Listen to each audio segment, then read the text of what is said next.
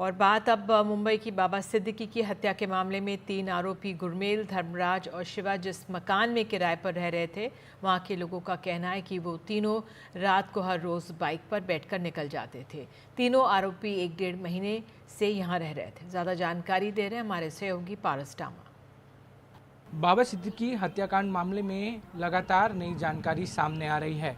ऐसे में जो तीनों आरोपी हैं उन्होंने 2 सितंबर को मुंबई के कुर्ला इलाके में एक चौल में एक मकान भाड़े पर लिया था, जिसका किराया 14,000 रुपये था।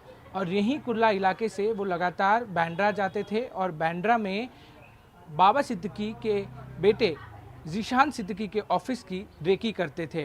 पूरी दिनचर्या बाबा सिद्दीकी की क्या होती थी उसके बारे में मालूमात करते थे।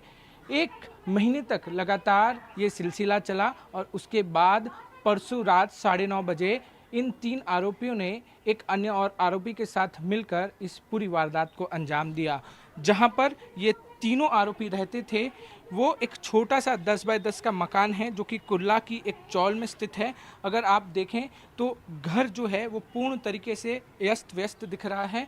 यहाँ पर लोगों की चप्पलें हैं, जो बेड्स हैं वो आप देख सकते हैं, साथ ही साथ जो कपड़े हैं वो वैसे के वैसे यहाँ पड़े हुए हैं। साथ ही अगर आप देखें तो कहीं भी आपको कोई बर्तन नहीं दिखेगा। मतलब ये लोग यहाँ पर रहते ज़रूर थे मगर कहीं ना कहीं बाहर रहते थे, सिर्फ सोने के लिए आते हो उस तरीके का प्रतीत हो रहा है यहाँ पर। साथ ही साथ कुछ ही देर पहले क्राइम ब्रांच के जो पुलिस हैं वो यहाँ पहुँची थी। मुंबई क्राइम ब्रांच की जो यूनिट है उनके अधिकारी है वो यहाँ पर तफ्तीश करके गए हैं। साथ ही साथ जो अगर आप देखें पूरा घर तो बेहद छोटा घर है। आसपास जो है वो पूरा जो इलाका है वो बेहद सकड़ा है और यहाँ पे जो लोग रहते हैं वो भी ये कह रहे हैं कि उनको इस बारे में जानकारी नहीं थी कि ये तीनों जो हैं इस तरीके के होंगे और इस तरीके की वारदात को अंजाम देंगे। इस पूरे मामले में बहुत सारी परतें जो हैं वो अभी खुलना बाकी हैं।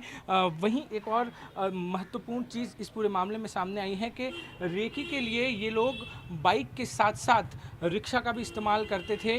वहीं जब ये पूरा हादसा हुआ उस समय वे रिक्शा में गए थे तीनों अपराधी और वहाँ जाकर इस पूरे वारदात को उन्होंने अंजाम दिया था।